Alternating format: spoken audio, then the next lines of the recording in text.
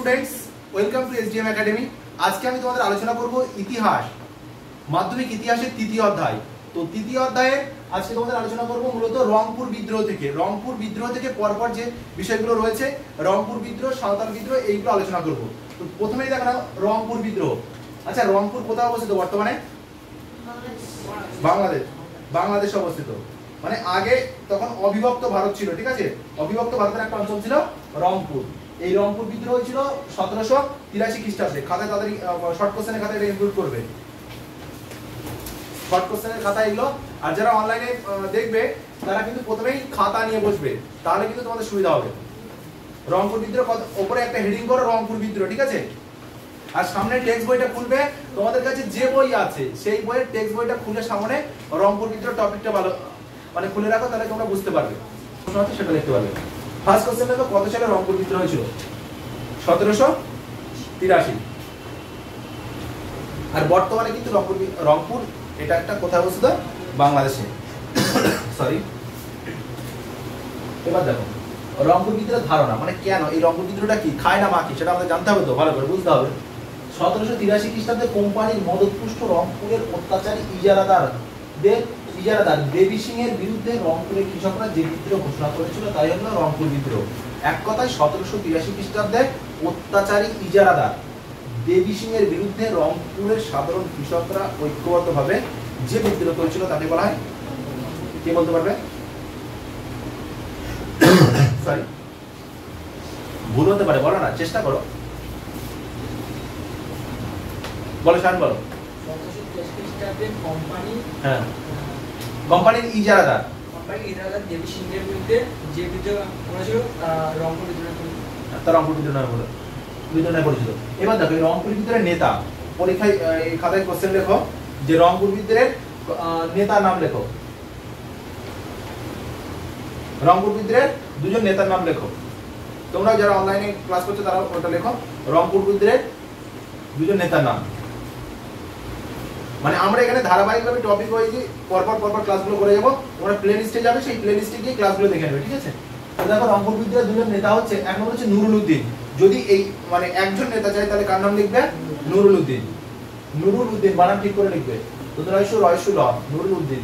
আর এছাড়াও তার দুজন সহযোগী ছিল, যেমন নেতাজি সুভাষ চন্দ্র বসু ছিলেন কি আজাদিন বাহিনীর অন্যতম নেতা এবং ভারতবর্ষের স্বাধীনতা আন্দোলনের অন্যতম নেতা। নেতাজি সুভাষ চন্দ্র বসুর সহযোগী ছিলেন কারা?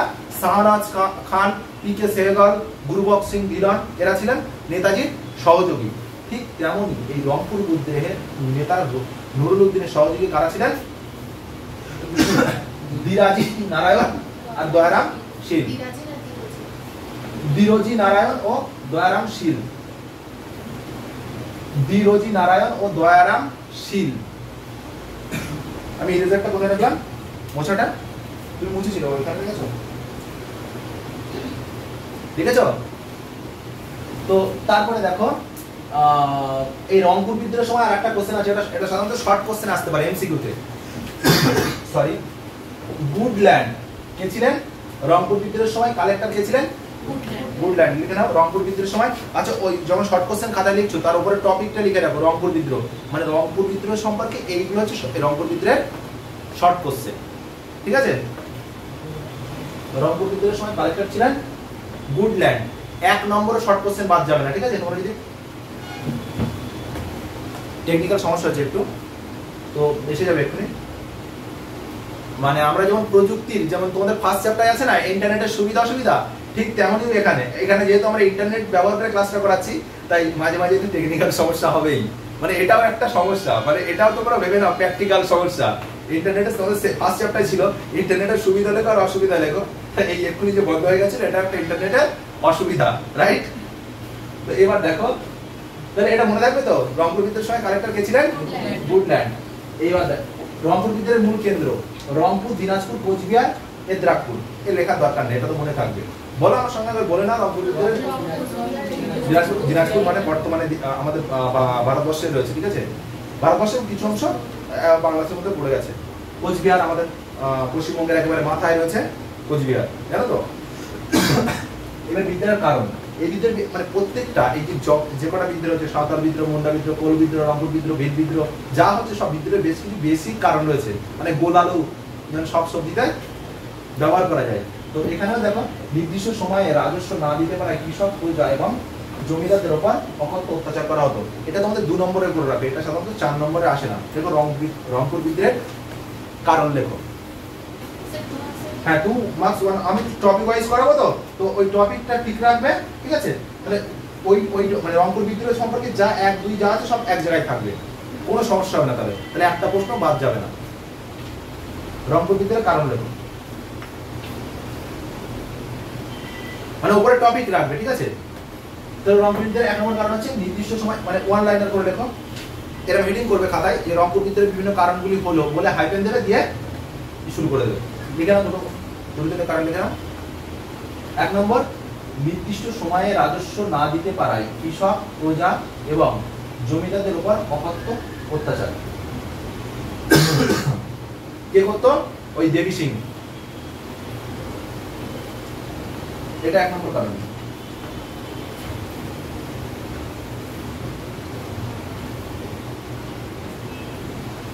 2 নম্বর দেখো, খাজনা দিতে না পারায় বেশ কিছু জমিদারি বাজেয়াপ্ত করা হয়। মানে অনেক জমিদার খাজনা দিতে পারেনি, ফলে তাদের জমিদারি কি করে নেওয়া হয়? বাজেয়াপ্ত, মানে ওই যে ইজারাদার সে নিয়ে নেয়, ঠিক আছে? মানে বাজেয়াপ্ত করা অনেক সময় করা হয়, জানো তো? মানে তুমি তো কোনো একটা অন্যায় করেছো, তোমার জিনিসপত্র কি করা হলো? বাজেয়াপ্ত করা হলো। এটা 2 নম্বর। 3 নম্বর, মহাজনদের কাছ থেকে চড়া সুদে টাকা ধার নিয়ে শেষ পর্যন্ত পরিশোধ করতে না পারলে কৃষককে বাড়ি ঘর ও জমি থেকে উচ্ছেদ করা। মানে ঠিক মতো তুমি যদি টাকা পয়সা মানে ধার নিয়ে যদি পরিশোধ করতে না পারো, তাহলে তোমার বাড়ি ঘর থেকে কি করা হতো? উচ্ছেদ করা হতো।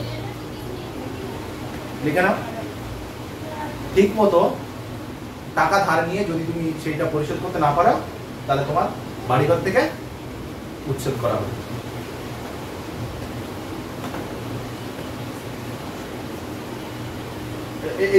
এই আনিশা, তুমি ওখানে এসো, এই মনীষার পাশে এসো, তাহলে দেখতে পাবো। ওখানে দেখতে পাবো না। মনীষা দিদি তুমি সরে এসো। হ্যাঁ আনিশা, তুমি ওখানে এসো, মানে তুমি কর্নারে বসেছো, দেখতে পাবো না। ঠিক ওখানে চলে যাও, ওখানে চলে যাও, দেখতে পাবো না। ওখানে চলে যাও, সামনে ওখানে চলে যাও, ওইদিক দিয়ে যাও। হ্যাঁ তাহলে ছবিটা আসবে না। হ্যাঁ ওই দিয়ে যাও। হ্যাঁ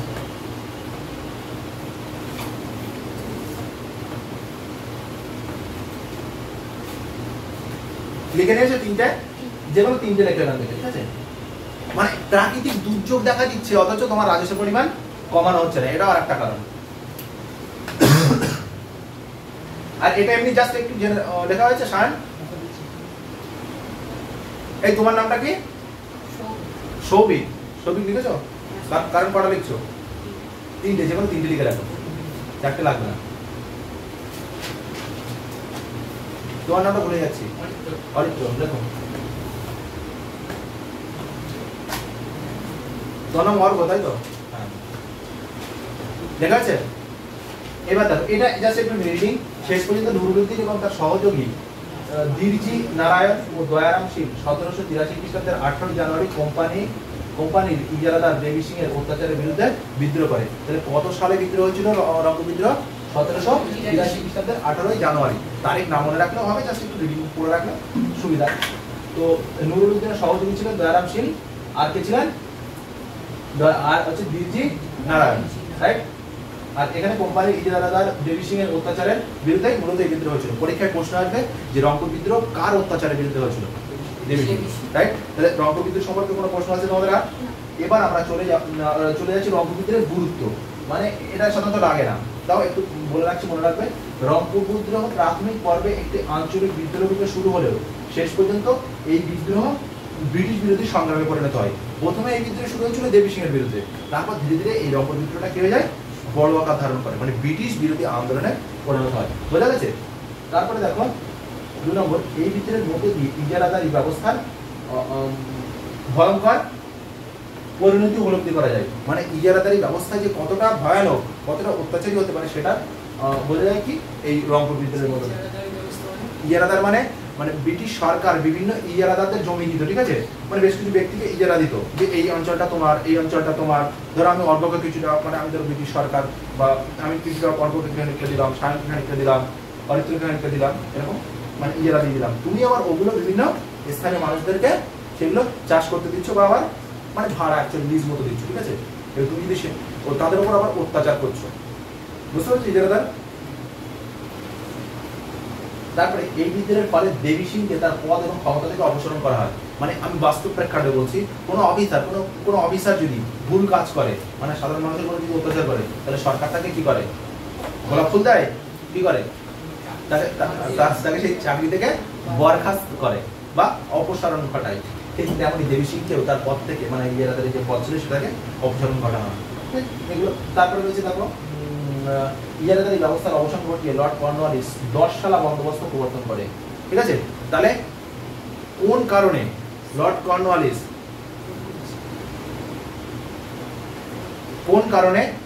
কর্নওয়ালিস, তোমার ইজারাদারি ব্যবস্থার অবসান ঘটিয়ে 10 সালা বন্দোবস্ত চালু করে?